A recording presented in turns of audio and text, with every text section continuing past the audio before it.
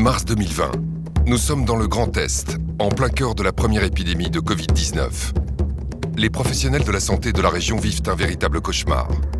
Jean-Jacques Herbstein, médecin généraliste et auteur du livre « Je ne pouvais pas les laisser mourir », a été en première ligne. J'ai commencé à voir mourir des gens et nos salles d'attente se sont transformées en tranchées. On a vu monter en puissance l'épidémie et on a vu mourir nos premiers patients. Enfin, moi, j'ai vu mourir mes premiers patients en respectant scrupuleusement la doxa gouvernementale, ce qui est devenu, après, de manière un peu ironique et un peu cynique, la règle des 4D, Doliprane, dodo, domicile, décès. On ne peut pas commencer à laisser mourir les gens sans bouger le petit doigt. On est quand même des généralistes. Ça fait 25 ans que je suis installé, ça fait 25 ans que mes patients me font confiance. Je ne peux pas non plus leur dire « restez chez vous et attendez que ça se passe ».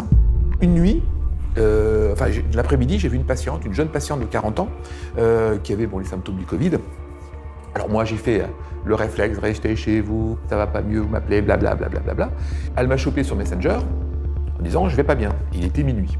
J'ai dit « qu'est-ce qui se passe ? Écoutez, j'ai du mal à respirer ». Je lui ai demandé de compter sa fréquence respiratoire, qui était au-dessus de 30. Et là, je dis, oula, c'est pas bon, c'est au-dessus de 25, il faut faire le 15. Donc faites le 15 immédiatement et vous me tenez au courant. Donc elle a fait le 15, et le retour du 15, ça a été restez chez vous. Je pense qu'à ce moment-là, les services de réanimation étaient au bord de l'implosion. Alors je lui ai dit, restez chez vous, d'accord, alors des conseils, vous m'appelez si vraiment il y a quoi que ce soit qui tombe mal, mais je viens vous voir demain. Et le lendemain, je suis allé la voir, je lui ai prescrit la prise en charge théorique à laquelle on avait pensé. Il y avait 4 trucs, il y avait l'azithromycine, un anticoagulant parce qu'on commençait à savoir qu'il y avait des caillots qui pouvaient se former, un médicament pour l'aider à respirer, et puis du zinc parce que le zinc a des propriétés antivirales. 48 heures après, plus rien, plus aucun symptôme. On dit tiens, il se passe quelque chose quoi. J'ai dû traiter 80 patients, et le constat était simple, 0 hospitalisation et 0 décès. Et mon ami Denis Gastaldi doit être à plus de 100. Enfin, on était 3 généralistes, on arrivait à pas loin de 200 patients traités par azithromycine avec des résultats qui étaient quand même drôlement encourageants. Et on a pu un décès et puis une hospitalisation.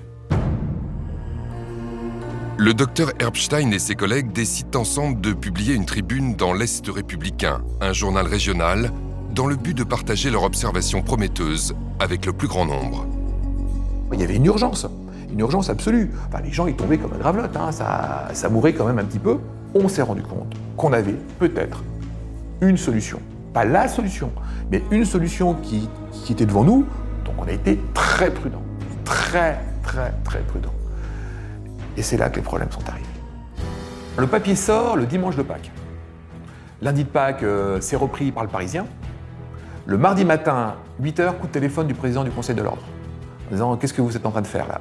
Et le président du Conseil de l'Ordre me dit « maintenant, faites ce que vous voulez, mais vous arrêtez toute communication. » Malgré les vies sauvées, le docteur Herbstein se retrouve accusé par le Conseil de l'Ordre de ne pas avoir tenu compte des consignes gouvernementales. Le 9 juin 2020, malgré les résultats encourageants et l'efficacité observée de son protocole à base d'azithromycine et de zinc, la DGS, Direction Générale de la Santé, écrit un courrier à tous les médecins de France. Quand la DGS déconseille la prescription d'azithromycine, non seulement les prescripteurs comme nous ne comprennent pas, mais ce qui est terrible, c'est que le grand public ne comprend pas. Parce que le grand public qui a été traité par l'azithromycine avec succès, dit « mais attendez, mais qu'est-ce qu'ils nous font là ?» Et pourtant, cette décision n'est rien en comparaison de ce qui s'est passé avec l'hydroxychloroquine, une autre molécule qui va se retrouver au cœur de la plus grande polémique et pour certains du plus grand scandale scientifique du XXIe siècle. Comment expliquer cette guerre complètement folle, complètement délirante contre l'hydroxychloroquine? A-t-on oui ou non laissé mourir des gens en les privant de solutions qui auraient pu leur sauver la vie? Ils sont nombreux dans le monde médical à en être convaincus. D'autant que, comme vous allez le découvrir, plusieurs traitements naturels ont montré d'excellents résultats contre la Covid-19 sans jamais trouver le moindre relais dans les médias, ni le moindre soutien de la part des instances de santé. Pour quelles raisons? Et dans l'intérêt de qui?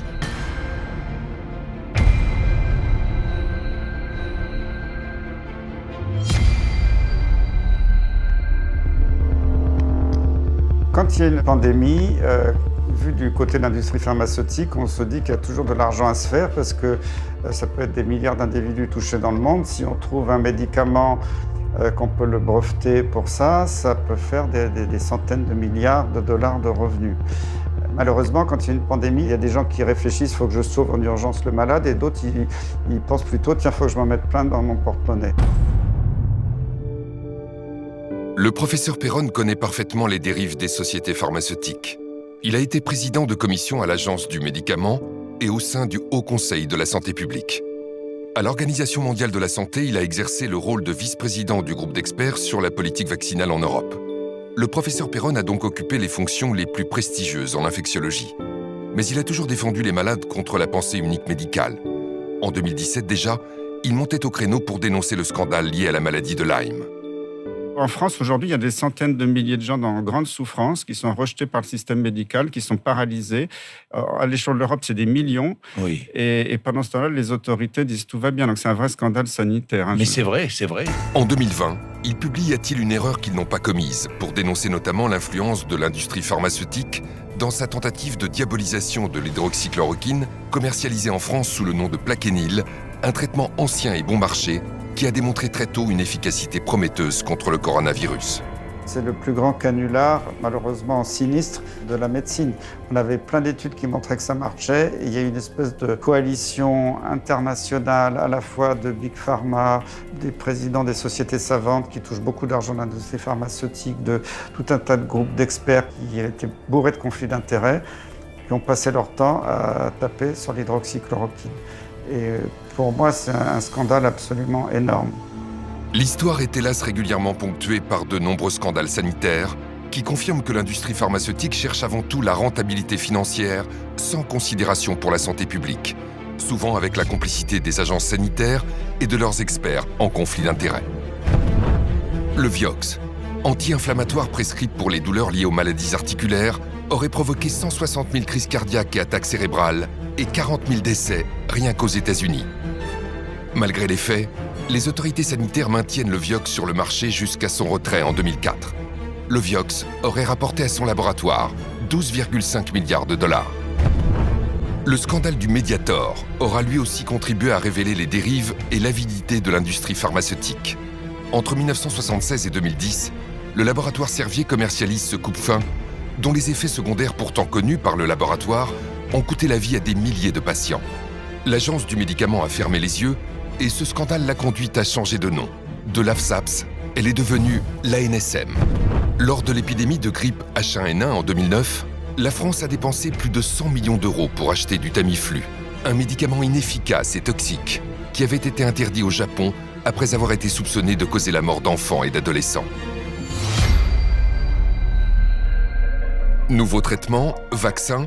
Pour l'industrie pharmaceutique, le coronavirus représente une opportunité commerciale sans précédent.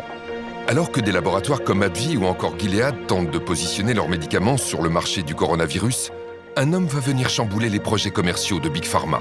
Son nom, Didier Raoult. Considéré dans le monde comme un des plus grands spécialistes des maladies infectieuses, le professeur Didier Raoult dirige l'IHU Méditerranée Infection à Marseille, un pôle 100% indépendant de l'industrie pharmaceutique et au rayonnement mondial dans le domaine des maladies infectieuses. Au début de l'année 2020, le professeur Didier Raoult et son équipe de chercheurs épluchent les récentes données des scientifiques chinois qui mettent en avant l'efficacité d'un traitement à base d'hydroxychloroquine.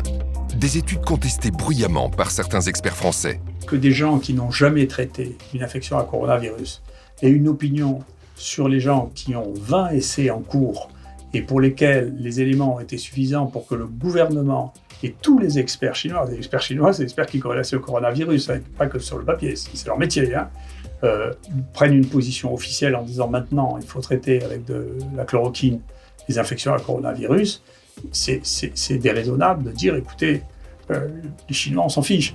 Là est venue la première étude de Didier Raoult, qui avait des contacts en Chine, qui connaissait tout ça, et qui a commencé à faire une étude. Au début, c'était sur 24 malades, un petit nombre de patients. Cette étude, déjà, a montré qu'il se passait quelque chose. Alors, elle a été contestée, 24 malades, c'est rien du tout. Après, il en a mis 80, après, il en a mis 1500, puis 3500. Et là, on a continué à dire, mais ce que fait Raoult, c'est n'importe quoi. Alors que le traitement du professeur Raoult à base d'hydroxychloroquine semble faire ses preuves sur les malades de la Covid-19, les autorités sanitaires françaises, ainsi que de nombreux experts, se montrent étrangement réticents. Nous avons en France la chance d'avoir le meilleur scientifique français reconnu sur la scène internationale, le plus grand chercheur. Bon, je ne dis pas, et lui non plus ne le dit pas. D'ailleurs, vous avez procédé à son interview où il a répondu avec beaucoup de modestie il y a quelques jours de cela, que c'est la solution, qu'il y a un remède absolu à ça. En France, pendant que l'utilisation de l'hydroxychloroquine divise et suscite une controverse démesurée, à l'étranger, beaucoup de pays l'utilisent, avec succès. Très rapidement, le gouvernement italien a parfaitement réagi, les experts italiens aussi. Ils ont dit à tous les généralistes en Italie, donnez l'hydroxychloroquine. On a vu la chute de la létalité. Au Portugal, dès le début, ils ont dit aux médecins, donnez la chloroquine. La létalité était très faible, inférieure à 5%. La Grèce, c'était magnifique, ils ont une létalité très faible, mais ils ont donné la chloroquine à tout le monde. Et si on sort de l'Europe, regardez le Maroc, c'est 2% de létalité. Ils ont traité tout le monde par hydroxychloroquine, azithromycine. Et pourtant, malgré ces données prometteuses, le ministre de la Santé, Olivier Véran, fait une annonce qui va faire l'effet d'une bombe auprès de tous les médecins français. Le 27 mars 2020, le gouvernement interdit aux médecins de ville de prescrire l'hydroxychloroquine. Le Haut Conseil exclut toute prescription dans la population générale ou pour des formes non sévères à ce stade, en l'absence, dit-il, de toute donnée probante. Faisons confiance à nos chercheurs. Quand l'hydroxychloroquine a été interdite, j'étais profondément choqué parce que les publications scientifiques montraient que ça marchait, l'expérience de tous les médecins montrait que ça marchait, les médecins de ville avaient commencé à l'utiliser, ça marchait. Et le décret a été rendu en urgence après un avis du Haut Conseil de la Santé publique. Moi, j'étais président de la commission maladies transmissibles, je sais comment ça marche, il y a un règlement intérieur, il y a une charte des conflits d'intérêts, rien n'a été respecté. Il n'y a pas eu de réunion de la commission, c'est un groupe d'experts où il y avait des membres du conseil ou pas qui sont réunis. C'était validé par le président sans qu'il y ait aucune réunion, aucun vote, aucune déclaration des conflits d'intérêts. Donc déjà, l'avis du Haut Conseil de la Santé publique était totalement illégal. Et le ministre s'est appuyé là-dessus pour passer un décret en urgence qui était un scandale absolu en France, c'est qu'on a laissé crever les gens. On a interdit aux médecins généralistes qui s'étaient mobilisés pour sauver les gens de traiter les gens. La France est le seul pays au monde à avoir interdit par les médecins l'utilisation de l'hydroxychloroquine, ce qui était pour moi un scandale d'État. Sur la forme, je trouve ça mais scandaleux. On n'a pas à empêcher un médecin de prescrire un traitement, sauf si jamais il y a des preuves dans un sens de nocivité. C'est la première fois qu'on empêche un médecin de prescrire. Mais pas n'importe quel médecin, des généralistes. Parce qu'à l'hôpital, tout le monde a fait une hydroxychloroquine. Il n'y a que nous, les généralistes, qu'on a complètement muselés. C'est un scandale très très grave sur le plan de notre santé, de notre système de santé. D'abord, on a fait pire que ça. On a même conseillé aux malades de ne pas aller voir leur médecin. C'est-à-dire qu'on a des gens dont c'est le métier de prendre en charge les malades tous les jours. Ça fait pour certains 30 ans qu'ils sont médecins. Et tout d'un coup, on dit à leurs malades, surtout n'allez pas voir votre médecin. Et puis ensuite, on nous explique qu'on a fait 10 ans d'études, mais qu'on n'est pas capable de déterminer si un patient peut ou ne peut pas prendre de l'hydroxychloroquine. Ça fait 30 ans qu'on le fait. C'est tellement invraisemblable. Et c'est ce contre lequel j'ai le plus lutté, c'est ce décret, qui est une ineptie totale. 90% des médecins avec lesquels j'ai pu parler de ce sujet ont le même avis que moi. Parce que ce sont pour la plupart des médecins généralistes, par ailleurs. Donc ils se sentent réellement exclus du système. On n'a pas tenu compte de l'avis des médecins, parce que les médecins généralistes, ils l'ont bien vu au début, ils ne donnaient pas l'hydroxychloroquine, ils ont envoyé beaucoup de gens en réanimation à l'hôpital. Et quand ils ont commencé à prescrire, ils n'envoyaient plus personne à l'hôpital. Ils l'ont vu. On n'a pas respecté cette expérience et ce souhait des malades. C'est une atteinte très grave à l'exercice de la médecine. L'idée que l'État se saisisse de tâches qui sont du soin usuel, si vous voulez, à la place des médecins et leur interdise de faire un certain nombre de choses qui sont banales, je ne suis pas d'accord. Et pour le dire d'ailleurs tout à fait officiellement, je suis surpris que l'Ordre des médecins ait accepté une chose pareille. Moi, si j'avais été président de l'Ordre des médecins, ce qu'à Dieu regarde, j'aurais démissionné immédiatement. Pour justifier l'interdiction de prescription de l'hydroxychloroquine, les autorités relayées par les médias avancent qu'elle pourrait être dangereuse pour les malades. Parmi les traitements mis en cause, le Plaquenil, ce médicament à base d'hydroxychloroquine, qui, couplé à un antibiotique, peut augmenter le risque d'accident cardiaque. Attention à la chloroquine, c'est l'agence du médicament qui a donc lancé une alerte cette nuit. Le médicament qui suscite beaucoup d'espoir aujourd'hui peut être mortel. Il reste un produit dangereux s'il est mal utilisé. Honnêtement, si un jour on se met à réfléchir sur l'histoire de l'hydroxychloroquine, qui est quand même l'histoire moi, la plus fantasque que j'ai jamais entendue en médecine, de ma vie. D'accord ? C'est-à-dire un médicament qui existe depuis 80 ans, qui a été prescrit peut-être à un tiers de la population du monde, qui en France est vendu à 36 millions de pilules par an, et d'un coup, il y a toutes les autorités qui commencent à dire que c'est un truc épouvantable, criminel, qu'on va mourir tous d'arythmie cardiaque parce qu'on prend ce truc. C'est le truc le plus fantasque que j'ai jamais vu. J'ai jamais entendu parler d'un truc aussi fantasque que ça. C'est inouï. Avant la crise du coronavirus, l'hydroxychloroquine ou plaquenil avait une excellente réputation. Cette molécule figure en bonne place sur la liste des médicaments essentiels de l'Organisation mondiale de la santé. Mais c'est aussi, comme le rappelle le professeur Raoult, un médicament que l'on connaît de longue date, car c'est un dérivé de la chloroquine, utilisé depuis les années 50 par des centaines de millions de personnes dans le monde en prévention du paludisme. L'hydroxychloroquine a été donnée pendant des décennies aux personnes réputées fragiles comme les femmes enceintes, les enfants ou encore les personnes âgées. Ce médicament est si sûr qu'il était en vente libre jusqu'en janvier 2020, date à laquelle la ministre de la Santé, Agnès Buzyn, a décidé de lui retirer son accessibilité sans la moindre explication. Il y a déjà eu un truc qui a été curieux, c'est mi-janvier, quand Agnès Buzyn a demandé que l'hydroxychloroquine, qui était en vente libre, devienne sous prescription médicale. Ça, c'était un peu curieux.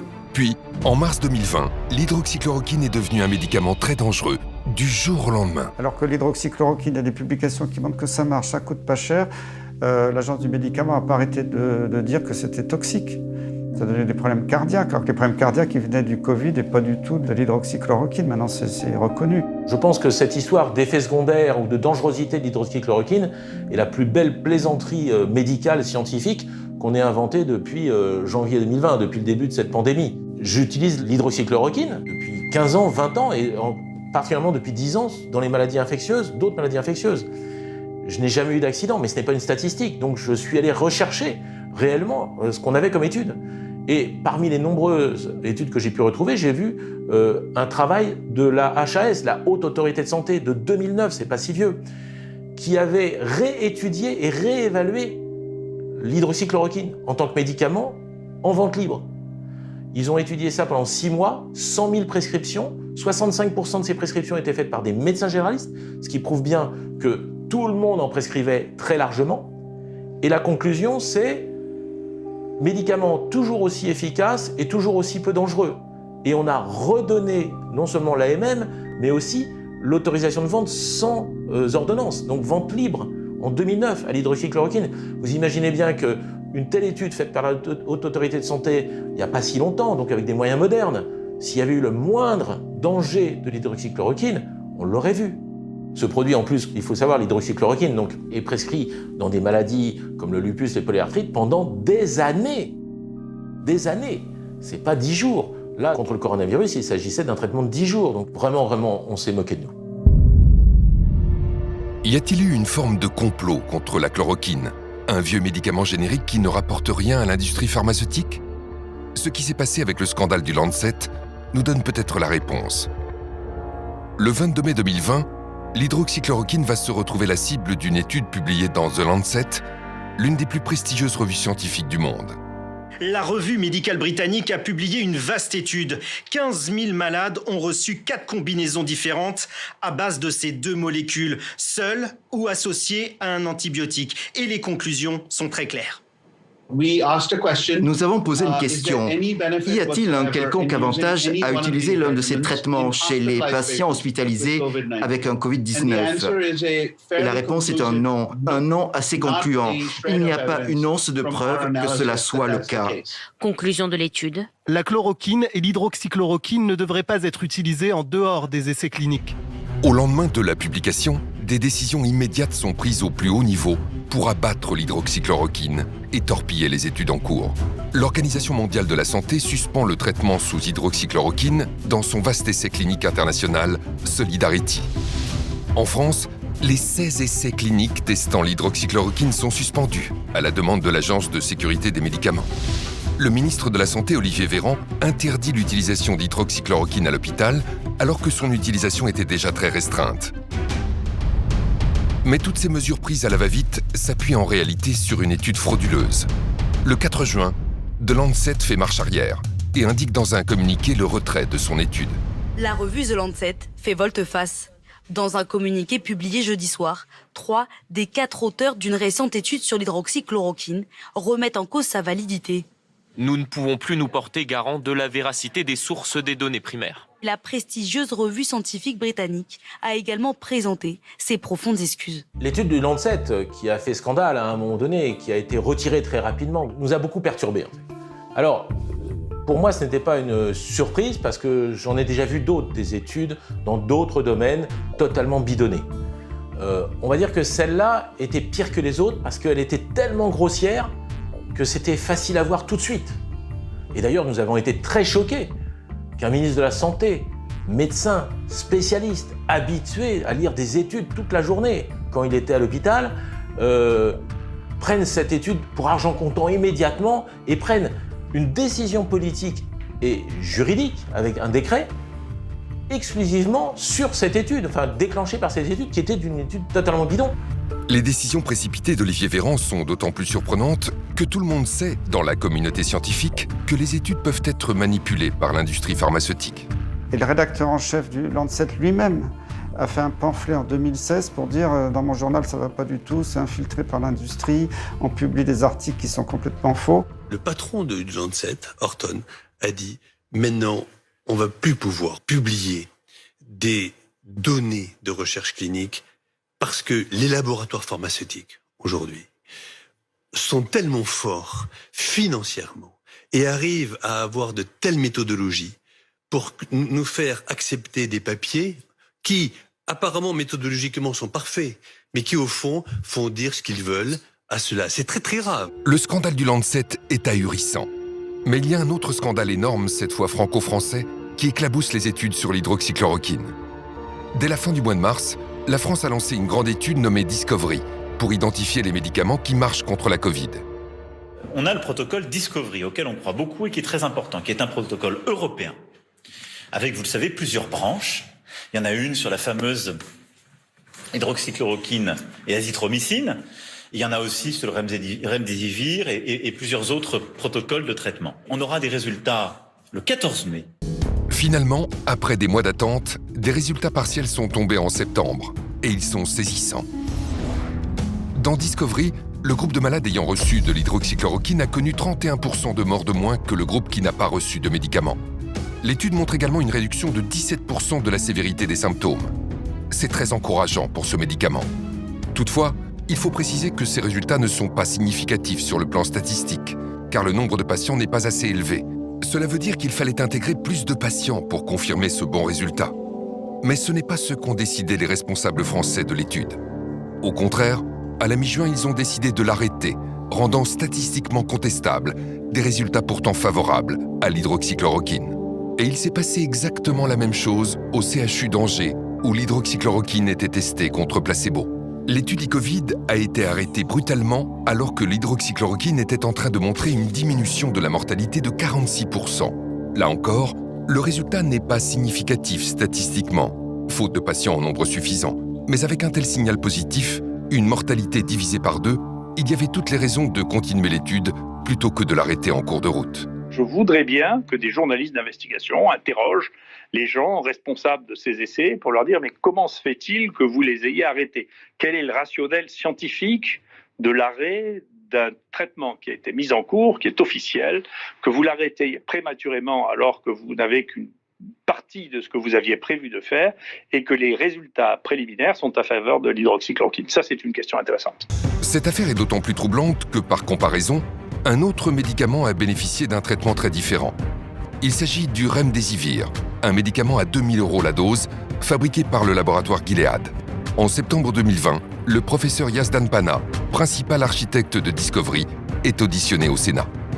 En ce qui concerne le remdesivir, nous, pour l'instant, on n'a aucune preuve sur l'efficacité de ce traitement. Il y a eu 4 essais cliniques internationaux sur remdesivir. Pour nous, il n'y a aucun qui nous montre vraiment que ce traitement est efficace. Donc on considère qu'il faut continuer à évaluer ces traitements. Malgré l'accumulation d'études défavorables, Le professeur Yazdan Pana veut donc continuer l'essai Discovery sur le remdesivir, alors qu'il a été décidé d'arrêter l'essai sur l'hydroxychloroquine au moment où elle semblait diminuer la mortalité de 31%. Alors pourquoi un tel deux poids deux mesures ?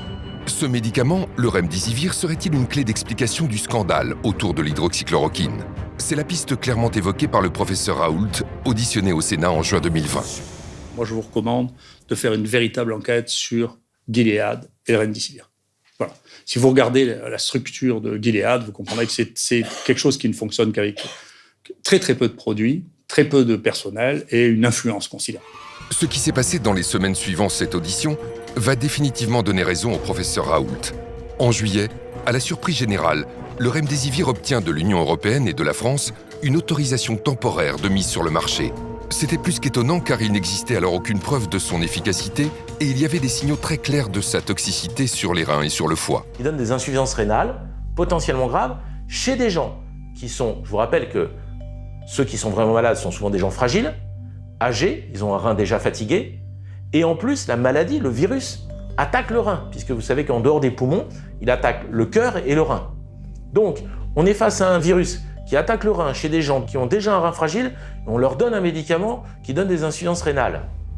Est-ce raisonnable ? Le remdesivir, déjà, c'est un traitement cher, lourd, hospitalier, bourré d'effets indésirables. C'est un médicament cher, injectable, réservé à l'hôpital. C'est un antiviral, donc il ne peut marcher que dans la première phase de la maladie. Quand vous êtes hospitalisé et que vous commencez à être en soins intensifs ou au moins sous oxygène et que vous commencez à avoir des insuffisances respiratoires, c'est fini, il ne marche plus. Il faut le donner beaucoup plus tôt, comme l'hydroxychloroquine. Sauf qu'on ne l'a pas en ville puisque c'est un médicament hospitalier. Donc c'est doublement absurde, parce qu'on met en avant un médicament qui est à usage exclusivement hospitalier pour des malades qu'il faut traiter avant qu'ils arrivent à l'hôpital. En face, vous avez l'hydroxychloroquine. L'hydroxychloroquine, on la connaît depuis 30 ans. On connaît tous ses effets secondaires, on n'a aucune inconnue sur cette molécule, et elle coûte 4 €. Vous êtes ministre de la Santé, vous décidez d'essayer lequel ? Celui que vous ne connaissez pas, qui vaut entre 2 000 et 4 000 €, celui que vous connaissez parfaitement et qui vaut 4 €. Voilà ce que je pense du remdesivir.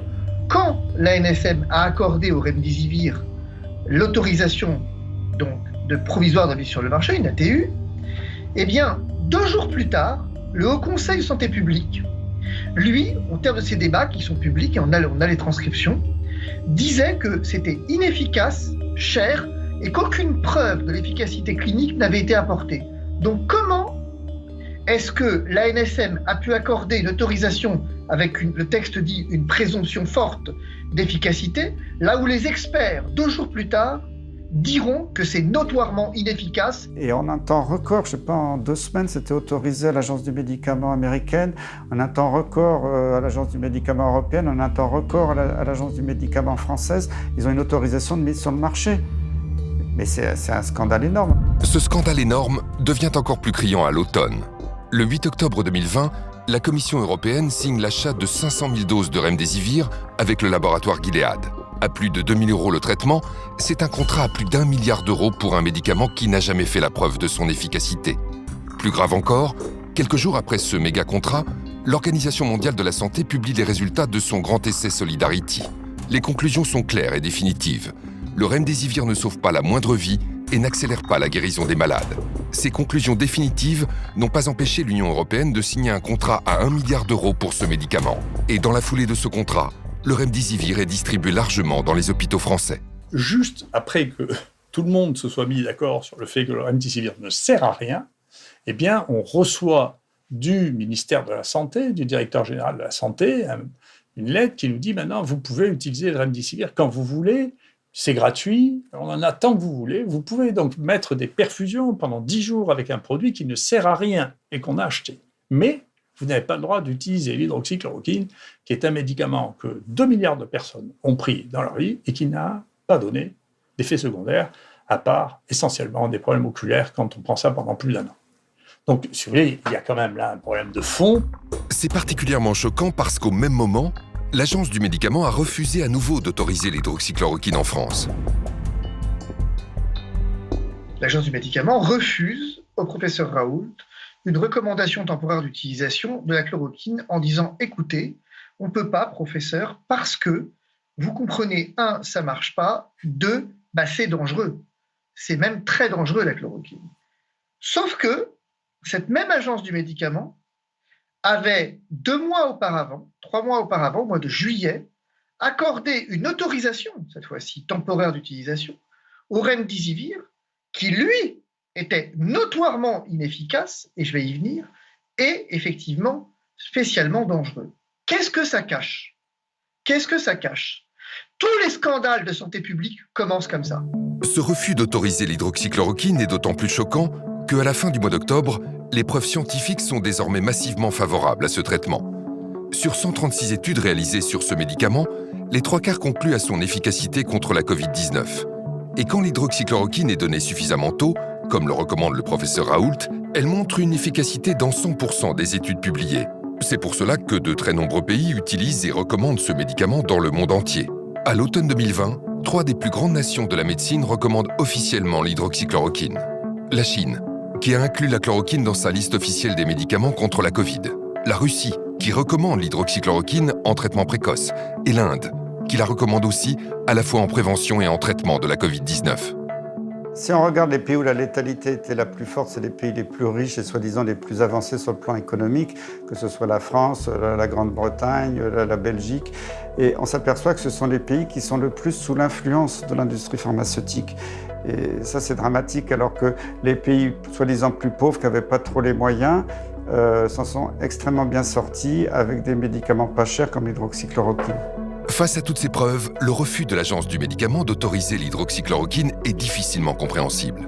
Quelle indécence de la part de la NSM de venir dire que la chloroquine n'a pas de présomption simple d'efficacité, là où le remdesivir avait, lui, une présomption forte d'efficacité. Nous sommes dans un mensonge d'État. Le parquet de Paris devra ouvrir une information judiciaire pour savoir pourquoi est-ce que finalement, depuis le départ, la chloroquine est à ce point décriée et pourquoi est-ce que le remdesivir, dont l'efficacité a été reconnue comme nulle, c'est pas moi qui le dis, le professeur Combe dit effectivement efficacité clinique nulle et il dit « je suis désolé d'être aussi dur », 2 jours après que la NSM ait accordé cette autorisation d'utilisation. Donc qu'est-ce que ça cache? Nous saisissons le parquet parce que nous pensons, nous craignons qu'effectivement nous soyons au cœur d'un scandale. De fait, pour imposer le remdesivir, Gilead a sorti en coulisses l'artillerie lourde, et ce, dès le début de l'épidémie. Lors de son audition au Sénat en juin 2020, le professeur Raoult dénonçait déjà des méthodes peu orthodoxes. Je vous le rappelle, moi quand j'ai commencé à parler pour la première fois de la chloroquine, il y a quelqu'un qui m'a menacé à plusieurs reprises, de manière anonyme. J'ai porté plainte et j'ai fini par trouver que c'était celui qui avait reçu le plus d'argent de Gilead depuis 6 ans. Quand même. D'accord? Donc, si vous voulez, j'ai une expérience personnelle, d'accord, de fonctionnement qui ne me paraissent pas normaux. Peut-être que c'est une coïncidence, mais c'est pas sûr parce qu'il me disait qu'il m'interdisait de parler de la chloroquine, d'accord? J'ai les mails, j'ai porté plainte officiellement à la police, on sait qui c'est. Ce que révèle le professeur n'est pas un cas isolé, car la plupart des experts infectiologues français ont des liens d'intérêt avec le laboratoire Gilead. Le journal Science et Avenir en a calculé le nombre exact. 85% des spécialistes français les plus reconnus des maladies infectieuses ont touché de l'argent de Gilead Sciences. Au total, Gilead a versé 18,5 millions d'euros aux professionnels de santé en France depuis 2013. En coulisses, les enjeux financiers sont immenses. L'évolution du cours en bourse de Gilead étant directement liée à la question de l'efficacité ou non de l'hydroxychloroquine et donc en partie aux déclarations du professeur Raoult. Gilead est une société qui est cotée à peu près à 100 milliards de dollars. Nous pouvons remarquer sur ce graphique qui est le cours de bourse que son action a monté de façon assez spectaculaire avec le début de la pandémie. Cela a donné une augmentation de la valorisation de cette entreprise d'environ 30 milliards de dollars. Et on peut voir que cette augmentation est très très fluctuante. Donc il est tout à fait normal effectivement qu'à chaque nouvelle information, comme le début des tests, des essais cliniques qui montrent que le remdesivir est prometteur, que cette action monte. Mais ce qui est assez étonnant, c'est qu'on voit que les baisses de ce cours de bourse semblent expliquées par la promotion de l'IHU, de l'hydroxychloroquine, donc un traitement concurrent du remdesivir. Mais nous pouvons voir que ces fluctuations sont quand même importantes et représentent en quelques jours environ des fluctuations de 10 milliards de dollars. Au regard des milliards qui se jouent dans l'économie boursière, le laboratoire Gilead compte bien sur ses nombreux experts avec lesquels il entretient des liens d'intérêt. L'hydroxychloroquine que défend le professeur Raoult, vous pas, vous restez sur vos positions ? Je pense que maintenant la question est réglée. C'est le cas en particulier du professeur Karine Lacombe, qui s'est positionnée sur tous les plateaux de télévision contre l'hydroxychloroquine. Karine Lacombe a reçu plus de 200 000 € des laboratoires pharmaceutiques, dont 28 000 du laboratoire Gilead. Dès le départ, avant même d'avoir les résultats de Discovery, elle annonçait l'inefficacité de l'hydroxychloroquine. Grâce à Didier Raoult, et on le remerciera pour ça, on a mis en place beaucoup plus rapidement que prévu les essais qu'il fallait et on montrera que la chloroquine ne marche pas, en revanche, que d'autres marchent. Tous ces experts qu'on a pu voir continuellement sur les chaînes d'information n'ont jamais déclaré leur lien d'intérêt ni leur conflit. Normalement, ils auraient dû se retirer, mais ni même les médias n'ont fait ce travail pour expliquer aux téléspectateurs, finalement, quels étaient les liens des personnes qui se prétendaient experts. Mais peut-on avoir aujourd'hui un expert qui ne travaille pas pour un laboratoire? Parce que les laboratoires font systématiquement travailler les experts les plus connus. On a beaucoup critiqué les experts qui ont reçu de l'argent des laboratoires, de Gilead entre autres, mais de tous. Est-ce que vraiment ça les a influencés? Je ne sais pas. Je ne me permettrai pas de faire de procès d'intention. Mais il faut un contre-pouvoir. Et aujourd'hui, on a vu, avec cette crise du coronavirus, que le contre-pouvoir n'existait pas. On a vu que tout le monde allait dans le sens du plus riche, tout le monde allait dans le sens du médicament qui va rapporter le plus. Et c'est ça qui est gênant. Et on dit alors à qui on doit faire confiance? L'influence de Gilead s'exerce aussi au plus haut niveau. Même nos décideurs ont été trompés, comme l'a confié un grand infectiologue au journal Marianne. Gilead a atteint un tel pouvoir qu'il peut compter sur certains grands professeurs pour faire office de lobbyiste officieux. Ce qui a fait que le remdesivir s'est retrouvé en haut de l'affiche sans aucune preuve de son efficacité. Monsieur le ministre de la Santé, le gouvernement doit la vérité aux Français évidemment sur la gestion de la crise. Est-ce que vous excluez tout soupçon de collusion entre les intérêts du laboratoire Gilead et des membres du conseil scientifique? Moi, je n'aime pas les accusations ad hominem. Et je considère que les membres du conseil scientifique ont fait une action gratuite depuis plusieurs mois maintenant dans notre pays. Vous en êtes sûr? Ont été importants. Qu'il n'y a pas de soupçon moi, je suis sûr qu'ils n'ont pas été payés par le gouvernement ou par qui que ce soit pour réaliser leur action au sein du conseil scientifique. C'est pas la question. Est-ce qu'ils ont des liens financiers avec des laboratoires? Si vous citez le laboratoire Gilead, par exemple, lorsque j'étais député, vous pourrez voir que lorsqu'il y avait un traitement contre l'hépatite C qui avait émergé, mais ce n'est pas ma question. J'avais même convoqué moi-même le président du laboratoire pour dire que le prix était excessif. J'entends bien. Ma question, je vous la répète, concerne les membres du conseil scientifique qui ont quand même géré cette crise sanitaire. Est-ce que vous pouvez nous dire ce matin, vous êtes sûr qu'il n'y a aucun lien avec ces personnes et les laboratoires Gilead? Je peux vous dire, Sonia Mabrouk, qu'il n'y a eu aucune intention cachée ou directe d'aucun membre du conseil scientifique pour nous pousser à prescrire quelque traitement que ce soit. Y compris le remdesivir. Mais y compris le remdesivir. Je n'ai eu aucune recommandation du conseil scientifique sur le remdesivir. La journaliste Sonia Mabrouk avait raison d'être insistante. La plupart des experts qui ont conseillé le président de la République ont eu des liens d'intérêt avec Gilead. C'est le cas en particulier du professeur Yazdan Bana, le pape de l'étude Discovery. Ce chercheur a siégé au moins 10 fois au board de Gilead entre 2013 et 2015. Devant les députés, le professeur Raoult n'a pas caché sa surprise en découvrant l'intimité du responsable de l'étude Discovery avec le directeur de Gilead.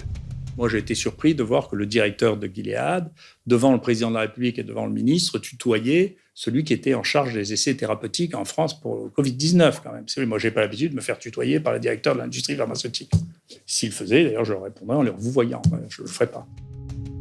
Bruno Ohen, l'autre grand expert de Discovery, était membre du groupe de travail français qui s'est exprimé le 5 mars 2020 en faveur du remdesivir. Bruno Ohen a reçu pas moins de 52 000 € de Gilead en avantages, rémunération et contrats d'expertise. Même le président du conseil scientifique, Jean-François Delfrécy, a pris part une fois au conseil de Gilead en 2013. Plus inquiétant encore, Christian Chidiac, président de la commission qui a conseillé le président de la République sur les traitements contre le coronavirus, a siégé plusieurs fois au board de Gilead. Selon le professeur Raoult, c'est cet homme qui a influé pour que le Premier ministre empêche les médecins hospitaliers de prescrire librement l'hydroxychloroquine aux malades de la Covid-19.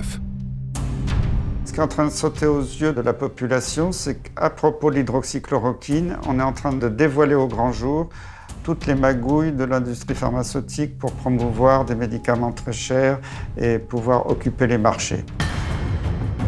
En effet, pendant que l'hydroxychloroquine était diabolisée, d'autres molécules efficaces ont été purement et simplement ignorées. C'est le cas de vieux médicaments qui ne sont plus sous brevet, comme la colchicine, l'ivermectine et la fluvoxamine. Tous les trois ont fait la preuve de leur efficacité contre la Covid-19 dans des études contrôlées contre placebo, et pourtant les autorités et les médias restent silencieux, comme s'il n'y avait pas de place dans notre système médical pour les molécules qui ne rapportent plus rien aux laboratoires.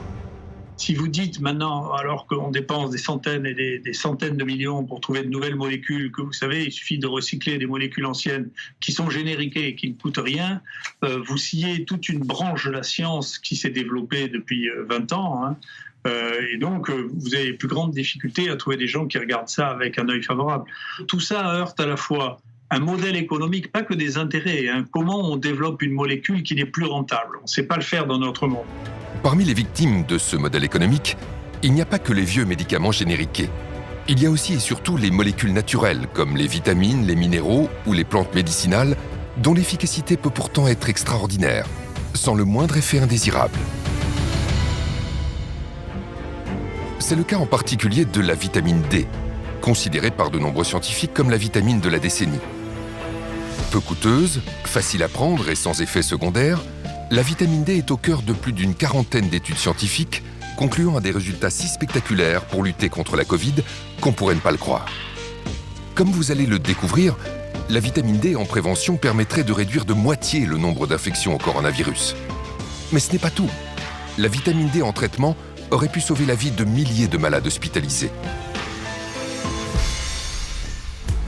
Professeur de médecine, de physiologie, de biophysique et de médecine nucléaire, le professeur Michael Holick est l'un des plus grands experts de la vitamine D dans le monde. Il est à l'origine de plusieurs études portant sur l'action de la vitamine D contre le coronavirus. Le professeur Holick nous a reçus pour partager avec nous les résultats saisissants de ses recherches et les découvertes récentes autour de la vitamine D. Nos connaissances à propos de la vitamine D ont été bouleversées ces 10 dernières années. Si son rôle est crucial pour la santé des os et le métabolisme du calcium, il l'est aussi pour de nombreuses autres fonctions biologiques, notamment la réduction des risques de maladies telles que les cancers communs, les maladies auto-immunes graves comme la sclérose en plaques, l'arthrite rhumatoïde, le diabète de type 1, mais aussi les maladies infectieuses, y compris, selon nous, la pandémie de Covid-19, mais aussi les risques de maladies cardiovasculaires, de maladies d'Alzheimer, de dépression, et la liste est encore longue. De nombreuses études ont décrit comment la vitamine D agit sur le système immunitaire. Nous avons pu observer qu'une simple prise de vitamine D permet d'agir sur 291 gènes régulant la fonction immunitaire, la mortalité cellulaire et toute une série de processus biologiques. Une de nos études a donné des résultats incroyables. Donner à une personne 600 unités de vitamine D par jour permettait de réguler 150 à 200 gènes du système immunitaire. Mais avec 4000 unités par jour, ce chiffre passait à environ 300 à 400 gènes et à plus de 1000 avec 10 000 unités par jour. C'est ce rôle majeur pour la santé et le bien-être général qui explique l'intérêt qu'elle suscite dans le monde entier. Au début de l'année 2020, lorsque l'épidémie s'abat sur le monde, le professeur Holick est convaincu que la vitamine D pourrait avoir un impact contre le coronavirus. Lorsque tout a commencé en février dernier, j'étais en Argentine pour une partie de pêche et j'ai attrapé le dernier vol pour rentrer. J'ai aussitôt écrit à mon hôpital et à d'autres personnes concernées en expliquant que cette pandémie pouvait certainement être combattue en augmentant les apports en vitamine D dans la population. De nombreuses études, dont les données de l'enquête nationale de santé américaine, ont montré qu'une amélioration du taux de vitamine D réduit les risques d'infection des voies respiratoires supérieures, dont la grippe et plusieurs virus du rhume, comme les adénovirus et les coronavirus. Nous connaissons le rôle très important de la vitamine D pour le bon fonctionnement du système immunitaire et la régulation de l'activité des cytokines. Or, l'une des principales complications de la Covid-19 est justement ce qu'on appelle l'orage cytokinique, à l'origine de nombreuses complications et de décès liés à cette infection. Il n'est donc pas surprenant qu'une amélioration du taux en vitamine D puisse contribuer à combattre cette maladie virale. Le professeur Hollick n'est pas le seul à comprendre immédiatement l'intérêt exceptionnel de la vitamine D pour lutter contre la Covid. La vitamine D est absolument essentielle. Ça réduit, ça a été prouvé, les infections hivernales. Vous aurez des grippes moins fréquentes, moins fortes. Vous aurez moins de rhume. Vous aurez même moins de cancers. Il y a une très belle étude canadienne qui montrait que c'était 2 fois moins de cancer du sein chez les femmes qui avaient un taux de vitamine D suffisant par rapport à celles qui ont une carence en vitamine D. Là aussi, pourquoi n'a-t-on pas dit aux Français « Allez chez votre médecin, faites doser votre vitamine D ». C'est un complément alimentaire de base. S'il n'y en avait qu'un, ça serait celui-là peut-être. C'est une vitamine qui est fabriquée, qui est métabolisée par le soleil. Donc le soleil est important. Et pour que cette vitamine puisse avoir des effets positifs sur votre corps, il faudrait rester tous les jours, un quart d'heure à moitié à poil en plein soleil. Quand on n'a pas assez de vitamine D, le système immunitaire va réagir à l'excès. Et on sait que cet excès va causer des dégâts bien plus importants dans le cas du Covid-19 que ce qu'aurait infligé le virus. Et un poumon qui est trop attaqué et qui est l'objet d'un champ de bataille trop important va ne plus être fonctionnel et c'est comme ça que le patient va mourir asphyxié. Le problème du Covid, c'est un problème d'inflammation. Et lorsqu'on regarde les capacités anti-inflammatoires de la vitamine D, on devrait systématiquement le retrouver sur toute notre table au petit déjeuner. Et même, supposons que ça ne marche pas contre le coronavirus, on aura amélioré la santé des Français, on aura amélioré leurs os, on aura amélioré leur immunité, on aura réduit leur risque de cancer. Donc pourquoi ne pas l'avoir proposé au lieu de dire aux gens « rentrez chez vous, fermez les fenêtres, fermez les volets et priez pour que vous ne soyez pas malade ». En France, le 22 mai 2020, l'Académie de médecine a publié un communiqué dans lequel les académiciens affirment que la vitamine D devrait être donnée aux malades de la Covid pour atténuer la tempête inflammatoire et ses conséquences. Une information de la plus haute importance qu'aucun média ni aucune autorité sanitaire ne va pourtant relayer. Le professeur Hollick décide alors de mener plusieurs études grandeur nature pour évaluer concrètement l'action de la vitamine D sur le coronavirus à différentes étapes de la maladie. Nous avons mené une étude aux États-Unis sur 191 000 patients atteints de Covid-19 et nous avons montré qu'une carence en vitamine D augmente de 54% le risque de contracter cette maladie. Et ce, quelle que soit votre origine ethnique, votre âge ou la région où vous vivez aux États-Unis. Les résultats obtenus par le professeur Hollick sont exceptionnels. Ils sont publiés le 17 septembre 2020 dans le journal médical PLOS ONE. Mais ce n'est pas tout. Non seulement la vitamine D réduirait de moitié les infections, mais en plus elle réduirait drastiquement la gravité de la maladie. Parallèlement, nous avons mené une autre étude pour déterminer si les patients hospitalisés pour des infections sévères présentaient ou non des risques accrus de complications et de décès en cas de carence en vitamine D.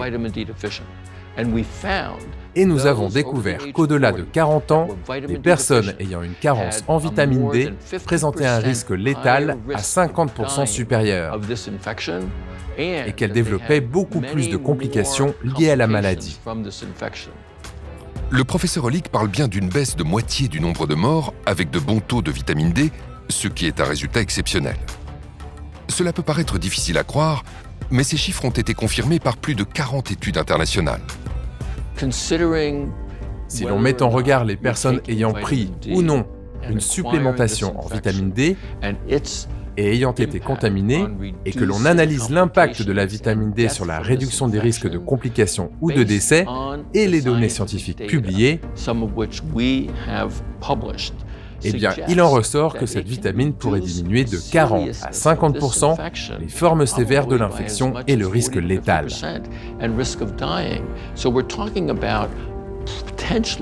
Je pense qu'on parle potentiellement de centaines ou de milliers de personnes qui auraient pu éviter l'hospitalisation, effectuer des séjours moins longs à l'hôpital et surtout éviter la complication ultime, à savoir la mort. Nous en concluons donc que c'est un bouclier puissant contre le risque de contracter cette maladie infectieuse grave. Une étude randomisée espagnole confirme la conclusion du professeur Hollick. Des chercheurs ont séparé en deux groupes 76 patients. Les 2 tiers ont reçu des doses importantes d'un analogue de la vitamine D3. 1 tiers a reçu un simple placebo.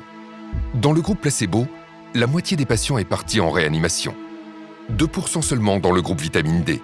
Mieux, tandis que 8% du groupe placebo sont décédés, on ne déplore aucun mort chez les patients du groupe vitamine D. À ce jour, on estime que 40% de la population mondiale est carencée en vitamine D. 80% en France. Parmi les plus touchés, les personnes âgées. Plusieurs études en France et dans le monde prouvent que la vitamine D réduit le risque d'infection et de décès. C'est ce qui a été observé dans un EHPAD frappé par le virus lors de la première vague. La vitamine D a protégé les malades. On a observé en fait que les résidents qui avaient été supplémentés en vitamine D récemment, en fait dans les 30 derniers jours avant l'infection, eh bien, avaient une survie qui était 90% supérieure aux résidents qui avaient reçu de la supplémentation en vitamine D plus ancienne. Je pense que les maisons de retraite devraient en prendre conscience et administrer systématiquement de la vitamine D à leurs résidents. Nous savons qu'ils sont susceptibles d'être à risque de carence en vitamine D et qu'ils courent un risque très élevé de contracter cette infection et d'en mourir. Aux États-Unis, j'ai recommandé d'administrer immédiatement 50 000 unités de vitamine D. Le message du professeur Hollick n'a toujours pas été entendu.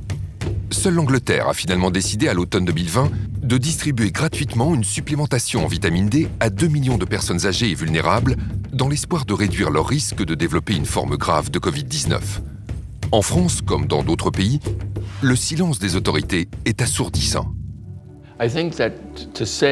Quand on dit que la vitamine D peut aider à combattre cette maladie, cela soulève des interrogations. Les médecins connaissent le lien entre la vitamine D, le rachitisme et la santé osseuse, voire même peut-être l'ostéoporose chez la femme. Mais ils sortent rarement des sentiers battus. Ils ne savent pas qu'il existe une littérature impressionnante démontrant que les récepteurs de vitamine D sont présents dans le système immunitaire et qu'ils ne sont pas là pour rien. Mais le sujet mobilise peu. Il est peu exploité par les fabricants de médicaments, par les professionnels de la santé ou par les responsables de la santé publique, qui sont censés s'occuper du bien-être de la population. J'espère donc vraiment que nos études et celles qui sont en train d'être publiées finiront par attirer l'attention. La vitamine D n'est pas le seul remède étrangement oublié face à la Covid-19. Pour se défendre efficacement contre cette maladie, notre corps a également besoin d'oligo-éléments. Parmi les plus importants, on trouve le zinc. Indispensable pour un bon fonctionnement du système immunitaire, le zinc a démontré une action incontestable pour enrayer le processus viral du coronavirus. C'est un oligo-élément qui est fondamental. Il intervient quand même dans 200 réactions chimiques dans le corps, en boostant les hormones, en boostant des enzymes. Donc c'est un truc qui est très important, le zinc. Le zinc est un métal indispensable pour que les cellules se divisent normalement. Donc s'il n'y a pas de zinc, les cellules ne savent pas se diviser, on ne sait pas renouveler les cellules. Donc le zinc est indispensable pour la cicatrisation, il est indispensable pour la régénération de l'intestin. Il est indispensable pour la réponse immunitaire. Le zinc a été considéré comme le nutriment le plus essentiel au système immunitaire et sa carence dans le monde est responsable de plusieurs centaines de milliers de morts. Le zinc, en plus, on a des études qui montrent que ça marche sur le coronavirus.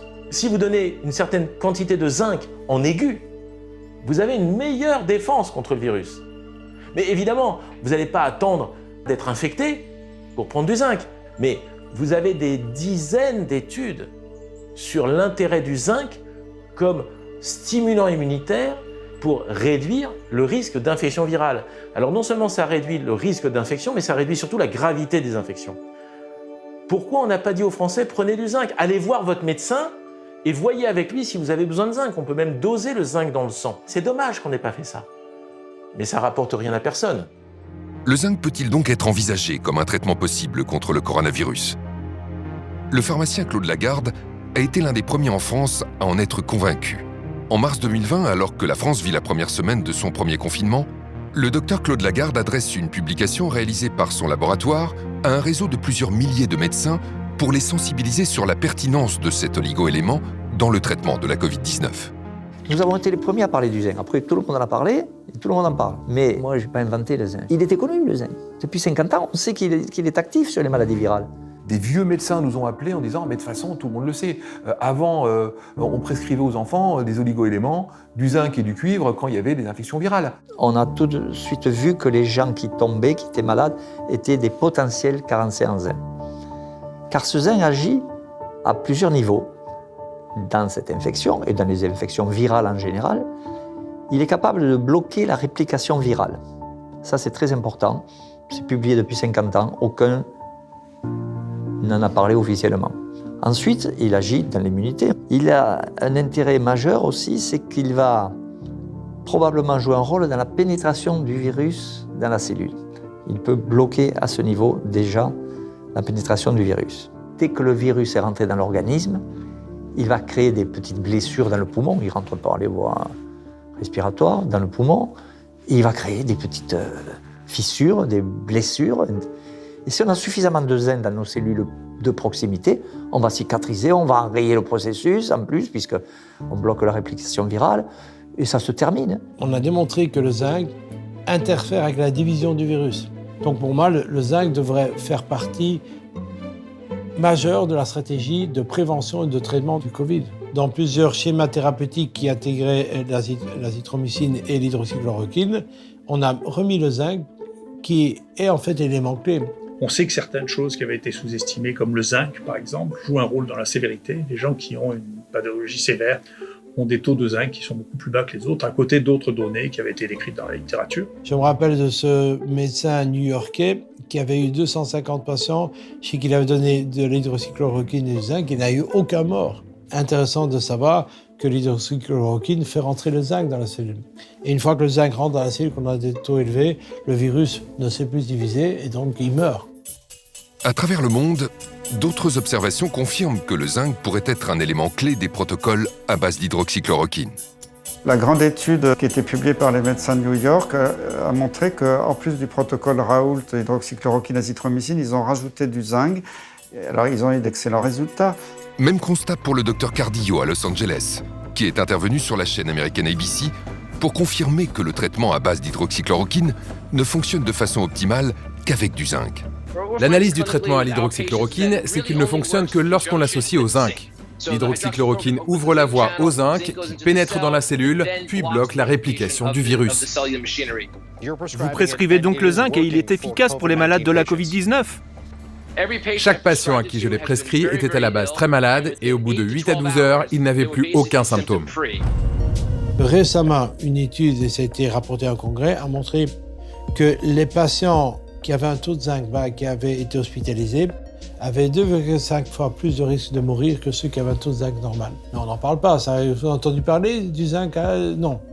En prévention, l'efficacité du zinc est tout aussi avérée, notamment pour les personnes les plus fragiles. Et cela dans l'indifférence générale des autorités sanitaires qui semblent ignorer les bienfaits de cet oligo-élément fondamental. On sait aussi, par des études épidémiologiques, que dans les EHPAD, dans les maisons de retraite, les gens âgés sont carencés en zinc à 50%. 1 sur 2 est carencé en zinc. Parce qu'ils mangent peut-être un peu moins bien, qu'ils assimilent moins bien au niveau intestinal. C'est beaucoup. Donc à eux, on pourrait en donner systématiquement. Et on aurait moins de besoins médicaux et médicamenteux pour les traiter, toutes ces personnes âgées qui sont suivies par des médecins régulièrement. C'est très facile de donner du zinc, même presque gratuitement dans les maisons de retraite. On n'en parle pas, je ne sais pas pourquoi. On préfère vendre des médicaments chimiques très chers. Parce que peut-être les scientifiques d'aujourd'hui sont des jeunes générations et n'ont pas connu, il y a 30 ans, les publications sur le zinc. Tout est publié, tout existe. C'est incroyable. Incroyable que les comités scientifiques ne connaissent pas le zinc. Les grands spécialistes hospitaliers, et donc en particulier les experts qui ont géré cette crise, n'ont absolument pas cette culture. La seule prévention qu'ils connaissent des maladies infectieuses, ce sont les vaccins. Parce que pour eux, c'est la seule piste qui ait prouvé une efficacité. Mais c'est faux. On a des études sur le reste. Mais elles ne sont pas assez puissantes ou elles ne concernent pas un médicament bien précis. Donc, ils ne veulent pas le prescrire. Une autre molécule naturelle a obtenu des effets impressionnants pour soigner les patients gravement atteints par le coronavirus. La vitamine C. Les injections de vitamine C ont démontré, études scientifiques à l'appui, une réelle efficacité contre les infections respiratoires et sur les patients victimes de septicémie. Vous allez comprendre pourquoi de plus en plus de médecins sont convaincus que les patients hospitalisés pour le coronavirus devraient recevoir immédiatement des injections de vitamine C. Mon grand-père pharmacien ne connaissait que deux médicaments, la vitamine C et l'aspirine, pour se soigner de toute pathologie virale. La vitamine C se devrait d'être remise à l'honneur. La vitamine C, c'est un élément qu'on connaît depuis peut-être un siècle comme stimulant immunitaire. 1 gramme, 2 grammes de vitamine C, déjà, on sait que ça a une action sur notre immunité. Et la vitamine C, elle a un avantage. Vous ne pouvez jamais faire d'excès. Vous ne pouvez jamais avoir un effet secondaire parce que vous avez pris trop de vitamine C. Parce que c'est une vitamine qu'on appelle hydrosoluble. Donc si vous en prenez trop, elle va repasser dans les urines, c'est pas grave, vous risquez rien. Mais pendant qu'elle passe dans le corps, elle agit. Et donc les fortes doses de vitamine C pourraient être efficaces. Chez un patient qui est complètement démunié en antioxydants, la vitamine C va très rapidement éteindre les incendies. C'est un antioxydant puissant. Elle protège tout ce qui est la phase aqueuse du corps, donc l'intérieur des cellules. Donc, cette vitamine C est une barrière et un protecteur majeur des cellules contre les attaques des oxydants. Et également, les globules blancs en ont besoin pour ne pas exploser quand ils arrivent sur le champ de bataille. Dans certaines maladies, la vitamine C nécessite d'être apportée à forte dose. Il n'est pas très facile de prendre par la bouche de fortes doses. Et on a depuis longtemps déjà imaginé la possibilité d'injecter la vitamine C, ce qui va booster l'organisme. Face au coronavirus, les injections à haute dose de vitamine C auraient peut-être pu sauver la vie de nombreuses personnes gravement atteintes. Ce traitement bon marché et sans aucun danger n'a pour autant trouvé aucun écho dans les médias. Le docteur Pierre Corry est spécialiste de la médecine de soins intensifs aux États-Unis. Il appartient à un groupe constitué de 5 experts, tous rassemblés autour du professeur Marik, l'un des pionniers de l'utilisation de la vitamine C en injection. Le docteur Corry nous a reçus chez lui à Madison, dans le Wisconsin, pour nous raconter comment il a découvert ce traitement et pour partager avec nous les incroyables résultats des injections de vitamine C sur des patients admis en soins intensifs pour le coronavirus, et cela dans l'indifférence générale des autorités sanitaires. Le travail que j'ai fait avec la vitamine C, ou ce que j'appelle l'acide ascorbique, est basé sur la découverte qu'a faite mon ami et collègue le docteur Paul Marik. Des études déjà publiées avaient montré que des doses élevées d'acide ascorbique en intraveineuse seraient très bénéfiques pour traiter les patients atteints de choc septique. Il a essayé sur 2 patients extrêmement malades qui s'étaient présentés à son hôpital et il a décrit que leur état physiologique s'était amélioré de façon très soudaine et abrupte.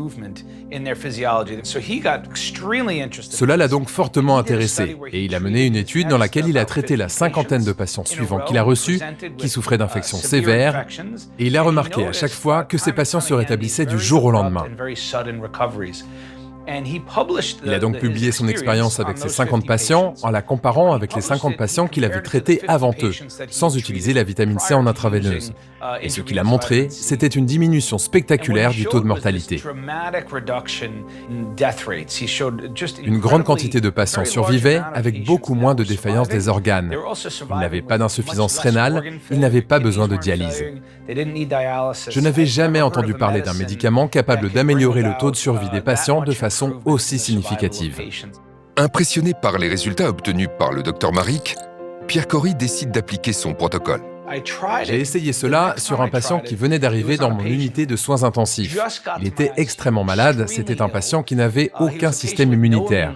Comme il était en train de recevoir une transplantation de la moelle osseuse, Il avait terminé toutes ses séances de chimiothérapie, il n'avait plus aucun globule blanc et son état se détériorait rapidement.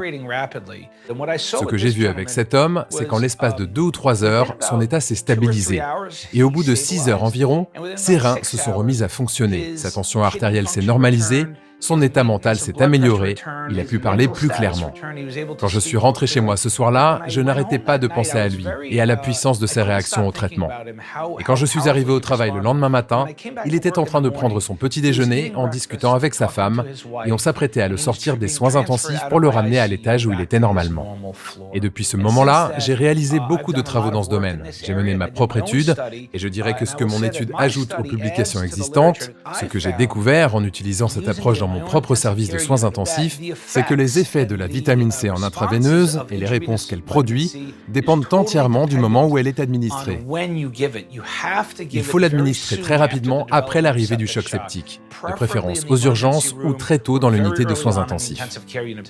Fort des résultats spectaculaires obtenus avec la vitamine C sur des patients victimes d'un choc septique, les docteurs Paul Marik et Pierre Cory vont appliquer leur protocole sur des malades atteints de la Covid-19. Les résultats obtenus confirment leurs prévisions. Puisque nous savons, et c'est la conviction que je partage avec mes collègues, que la vitamine C fonctionne dans les cas de choc septique ou de septicémie, devrions-nous en déduire qu'elle peut fonctionner aussi dans les cas de Covid ou de difficultés respiratoires liées à la Covid? Eh bien oui, absolument.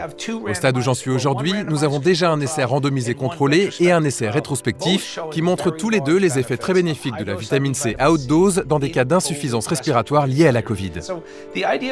Donc je ne comprends pas la décision de ne pas utiliser ce traitement. Il est sans danger, peu coûteux, de nombreuses données montrent qu'il fonctionne très bien sur les lésions pulmonaires comme les pneumonies ou le syndrome de détresse respiratoire aiguë, donc on devrait l'utiliser.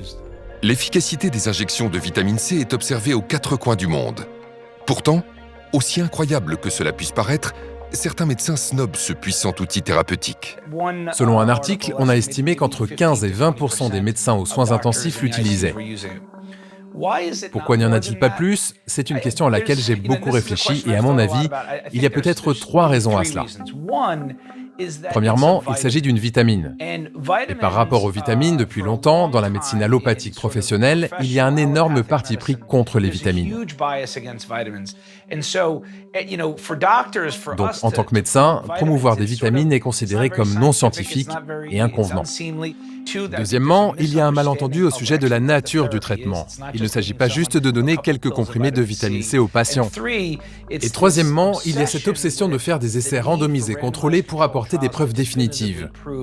Et ce qui me tue vraiment, c'est que ces essais existent et démontrent que la vitamine C en intraveineuse a eu des effets bénéfiques sur le taux de survie. Et malgré cela, les médecins continuent de ne pas l'utiliser, parce que l'essai est trop modeste, parce qu'il faut en faire un plus grand, etc. Ce parti pris influence énormément la façon d'interpréter des données pourtant scientifiques. Si le zinc, la vitamine C ou encore la vitamine D ont démontré qu'ils étaient de réels traitements pour les malades du coronavirus, ils sont aussi, comme d'autres micronutriments essentiels, d'une incroyable efficacité en prévention pour améliorer nos défenses immunitaires. Car plus notre terrain est solide, moins le virus est dangereux. J'ai toujours aimé la formule de Béchamp, le microbe n'est rien, le terrain est tout. Il n'y a pas un exemple plus beau que la Covid-19 pour illustrer cette phrase. Parce que vous vous rendez compte quand même que le même virus va, chez certains, donner rien, aucun symptôme. Les gens font l'infection sans strictement aucun symptôme, ils ne le savent pas, et d'autres meurent. C'est le même virus. Donc on ne peut pas dire que la gravité est liée au virus. C'est pas possible, puisque si la gravité était liée au virus, tout le monde aurait une maladie grave. Vous voyez, je veux dire, plus ou moins, bien sûr, mais là, ça va de rien à la mort pour le même virus. Donc c'est bien une histoire de terrain. Le microbe n'est rien, le terrain est tout. Et donc, si on stimulait cette immunité de nos patients, est-ce qu'ils n'auraient pas des chances d'être moins malades? Mais à aucun moment, on a dit aux Français, stimulez votre immunité. L'absence de conseils préventifs est d'autant plus délétère que les confinements et la communication anxiogène des autorités ont impacté le moral de la population. Ce qui me rend le plus en colère aujourd'hui dans cette histoire de pandémie, c'est la peur que l'on a introduite chez la plupart de nos concitoyens. Plus que jamais, la pandémie de Covid-19 est active et meurtrière. On a joué avec cette peur, on l'a entretenue et elle est dramatique à beaucoup de niveaux. On le sait tous, le stress fait chuter le système immunitaire. Ceux qui font de l'herpès le savent. Un gros stress, le bouton d'herpès sort. Pourquoi un bouton d'herpès sort? Parce que le système immunitaire a chuté. C'est connu de tout le monde, c'est incontestable. Nos défenses naturelles qui ont besoin d'être remontées parce qu'on est en face d'un virus se trouvaient être au contraire amenuisées, affaiblies par, je dirais, la sinistrose, le catastrophisme, la panique qui se retrouve sur toutes les chaînes de télé, dans tous les médias qui ne cherchent qu'à faire du sensationnalisme. On a vu celui que j'appelle le croque-mort officiel de la DGS, le professeur Solomon, qui venait tous les jours égrener ces chiffres quand même. C'était redoutable la manière dont il balançait ça. Quand on nous donne le nombre de morts, pourquoi ne pas dire ces gens qui meurent, ils étaient hospitalisés depuis 1 mois et demi. Ces gens qui meurent, ils ont tel âge, ils ont telle comorbidité, ils sont très obèses, ou ils ont... En entretenant la peur dans la population, je pense qu'on a au contraire aggravé les risques sanitaires plutôt que le contraire.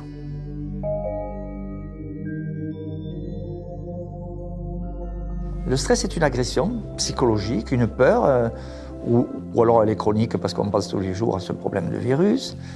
Et le stress met en branle des mécanismes de réponse aux agressions qui a tendance à nous carencer en certains micronutriments, en certaines molécules de la vie. Vous voyez ?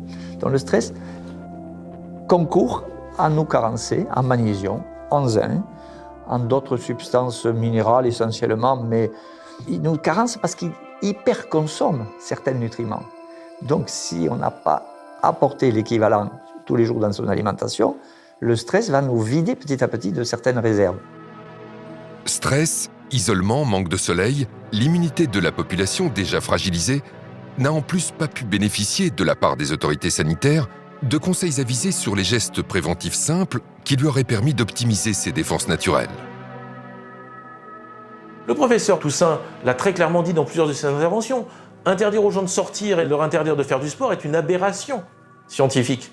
Parce qu'on réduit leur immunité alors que le sport augmente l'immunité. On a beaucoup d'exemples, mais il y a un qui m'a frappé le plus. C'est la petite femme âgée de 93 ans à Biarritz qui voulait se nager pour soigner son neuropathie, donc une maladie vraiment douloureuse des jambes, et qui a été empêchée par, je pense, 4 policiers d'aller nager. Donc ça, c'est une énorme absurdité. En plus, c'est contre-productif parce que le sport, ça renforce évidemment les défenses immunitaires. L'Angleterre n'a pas non plus été exemplaire face à la première épidémie. Mais quand son Premier ministre, Boris Johnson, a été admis en soins intensifs après avoir été frappé par la Covid-19, il a compris l'importance de faire de la prévention. En juillet 2020, il intervient publiquement pour recommander aux Britanniques de perdre du poids dans le cadre d'un plan de lutte contre l'obésité. Perdre du poids est très clairement l'un des meilleurs moyens de réduire les risques liés au coronavirus.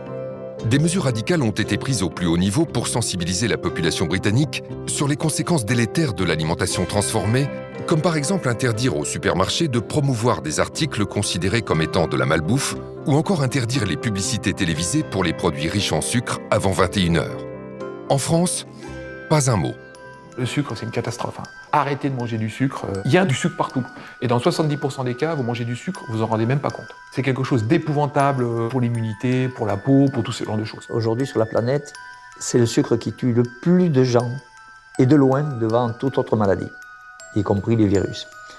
L'excès de sucre vous intoxine sur plusieurs années. Vous finissez diabétique, hypertendu. Le sucre est hyper consommé, beaucoup trop. Or, on a montré que si on énumérait, comme on le fait pour les victimes du SARS-CoV-2, le nombre de morts par jour, eh bien les gens seraient absolument paniqués à avoir une canette de coca, puisque on sait que, et ça a été une étude sérieuse publiée par l'université de Stanford, le département d'épidémiologie, que le sucre mondialement tue 1 personne par seconde dans le monde. 1 personne par seconde dans le monde. Et bon, donc ça fait plusieurs billets par jour. Hein. Et ça, on n'en parle pas. Donc vous devez savoir que, notamment au niveau des communautés européennes, l'industrie du sucre dépense 3 milliards de dollars par an pour le lobbying, pour ne pas que des décisions contre les industries qui mettent du sucre prennent des décisions, notamment pour l'étiquetage. Quand on vous dit ça, vous avez tout compris. Face au coronavirus, une bonne hygiène alimentaire peut faire toute la différence. C'est ce que le docteur Asim Malhotra a déclaré dans le journal European Scientist. Le grand public doit être informé immédiatement qu'il lui faut réduire le sucre, les glucides transformés et la malbouffe, et se mettre à consommer des produits bruts, riches en légumes, fruits, noix, graines, avec beaucoup de protéines, de légumineuses, de poissons, viande, œufs, pour améliorer sa santé en quelques semaines et l'aider à se protéger contre le nouveau coronavirus. Pourquoi ne conseille-t-on pas aux gens de se prémunir, de leur donner des conseils alimentaires pour prévenir des désordres et des pathologies? Eh bien, je pense tout simplement parce que dans les études de médecine, on n'apprend pas la santé aux futurs médecins. On leur apprend à faire des beaux diagnostics en s'aidant d'explorations coûteuses, souvent des radios, des analyses de laboratoire, des scanners, etc. Et on arrive à des diagnostics, mais avec un diagnostic, on a un traitement dont le médecin, il pense que son rôle, c'est de diagnostiquer et de traiter. Alors qu'il devrait être la première personne qui s'occupe de prévention. 400 ans avant notre ère, Hippocrate, le père de la médecine, disait « Que ton alimentation soit ta première médecine ». Depuis, la biologie et la technologie sont passées par là et ont permis d'observer que chaque rouage du système immunitaire fonctionne grâce à des nutriments particuliers que notre alimentation est censée nous apporter. Ainsi, armé avec de bonnes munitions, notre système immunitaire dispose de l'arsenal idéal pour combattre une multitude de menaces telles que les bactéries, les champignons, les parasites ou encore les virus. Puisque l'intestin contient 60% de nos cellules immunitaires, vous comprenez bien que l'alimentation joue un rôle majeur sur notre immunité. Seulement de nos jours, l'alimentation est souvent trop riche en calories et trop faible en nutriments essentiels, même lorsque l'alimentation est équilibrée. C'est pourquoi pour de plus en plus de professionnels de la santé, la micronutrition apparaît comme une solution préventive particulièrement efficace contre les virus. Notre organisme est une véritable usine chimique qui fabrique des hormones, des anticorps, des quantités de molécules, des tissus, du muscle, des organes. Donc, tout se fait par de la chimie interne, ce qu'on appelle la biochimie. Et cette biochimie nécessite des substances que nous devons manger absolument. Donc protéines, acides aminés, acides gras polyinsaturés, vitamines, toutes les vitamines, oligo-éléments, qui sont des catalyseurs. Sans eux, les milliards de réactions chimiques dans l'organisme ne peuvent pas bien se réaliser.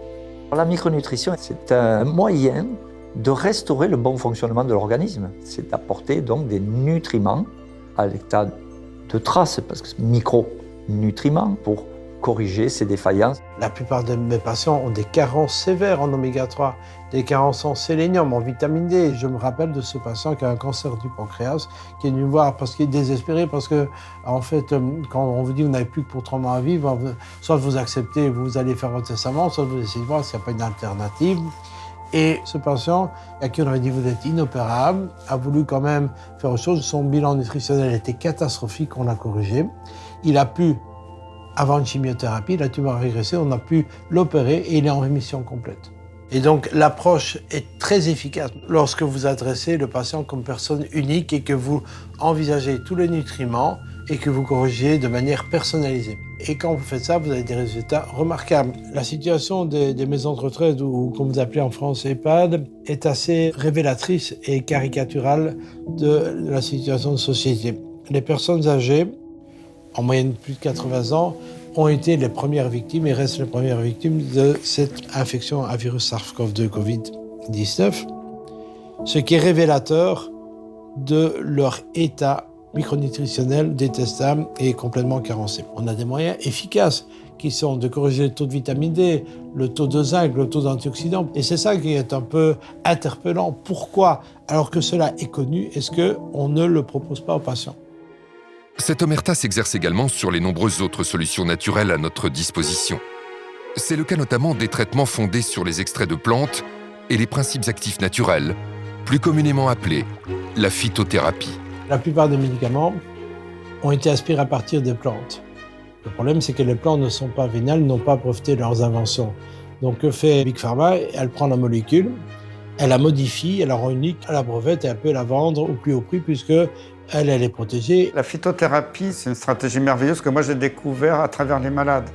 Je n'ai pas appris ça à l'école de médecine, bien entendu. Le gouvernement chinois, quand il y a eu le Covid, ils ont été intelligents. Ils ont vu qu'ils étaient un peu débordés au début. Bon, certes, ils ont trouvé l'hydroxychloroquine en cours de route, mais ils ont fait appel à la médecine traditionnelle chinoise et que ont donné les médecins chinois? Beaucoup d'artémisia. Ça a marché. Après, ça a été exporté en Afrique. Ça a marché remarquablement. On s'est moqué du président de Madagascar et d'autres pays qui avaient de l'artémisia partout dans les écoles. Il n'a pratiquement pas eu de Covid, il n'a pratiquement pas eu de mort. Il y en a d'autres. Scutellaria a prouvé son efficacité sur le coronavirus lui-même. Son efficacité, je dis bien en prévention. Ça ne guérit pas la maladie, mais en prévention, on a une réduction des infections à coronavirus grâce à Scutellaria. Beaucoup d'extraits de plantes ont un intérêt parce que ce sont des molécules qui vont limiter l'inflammation. Boudée, voire discréditée par une bonne partie du monde médical et scientifique, la phytothérapie mérite pleinement de retrouver ses lettres de noblesse.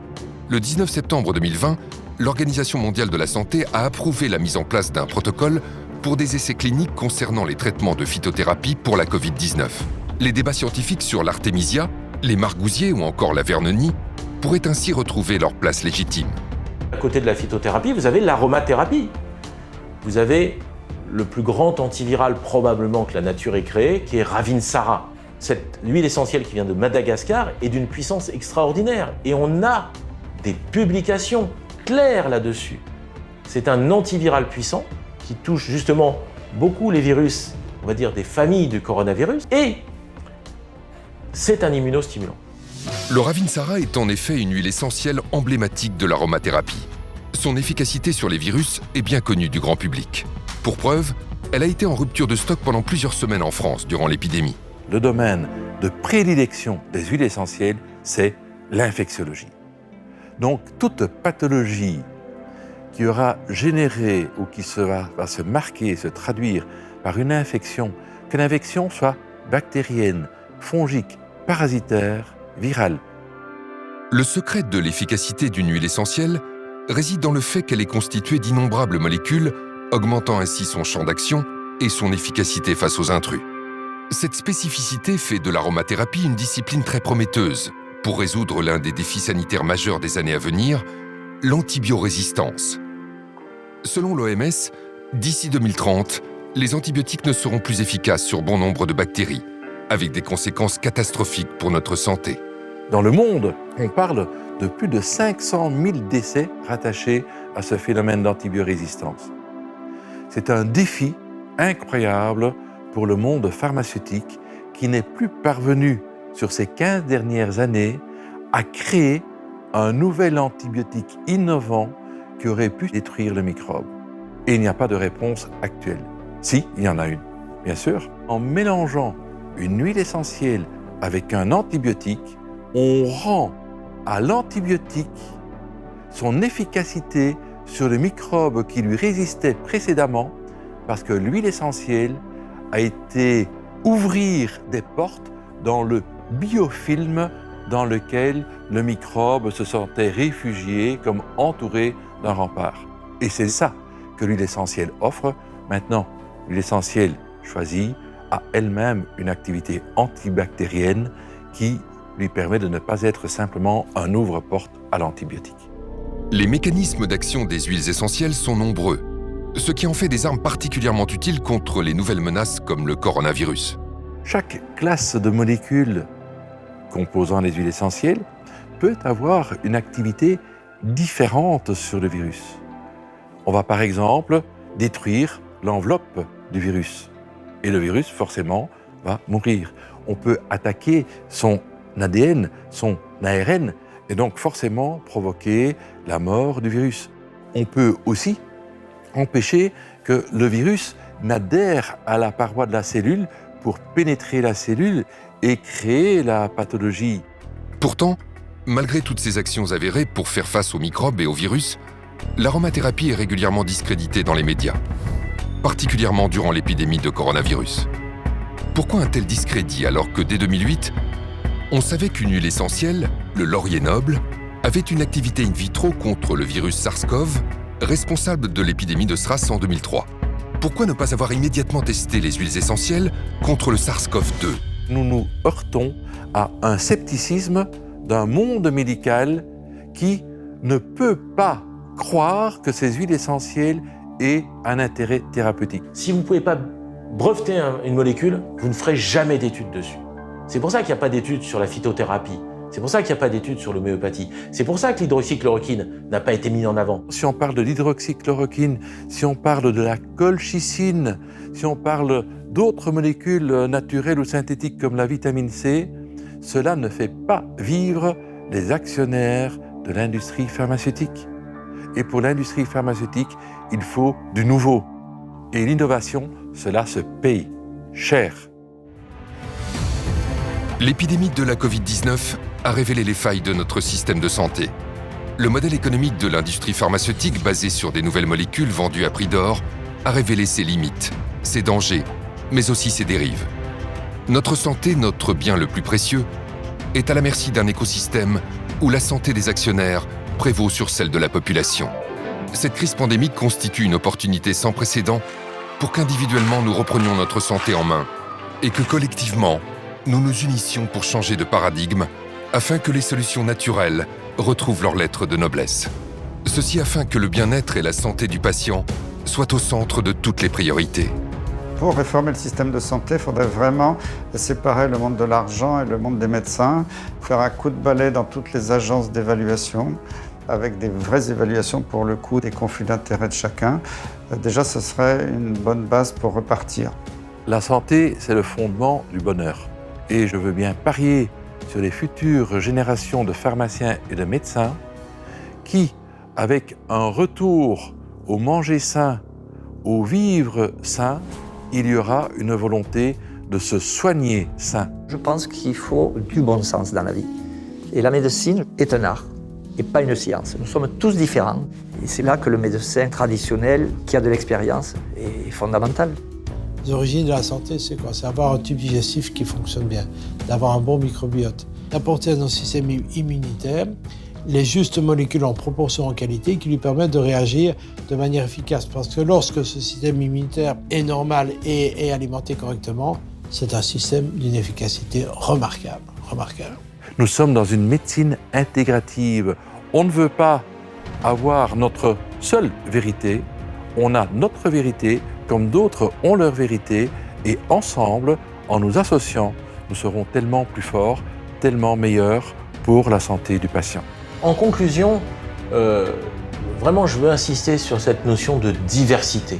Réellement, je crois qu'à la fois les décideurs, les experts, le grand public, mes confrères doivent comprendre que rien n'est plus riche que notre diversité et que la pensée unique n'a rien à faire en médecine. Et réellement, je crois au plus profond de moi que la pensée unique, c'est la mort, la diversité, c'est la vie. Donc je veux vraiment que tous ensemble, on choisisse la vie.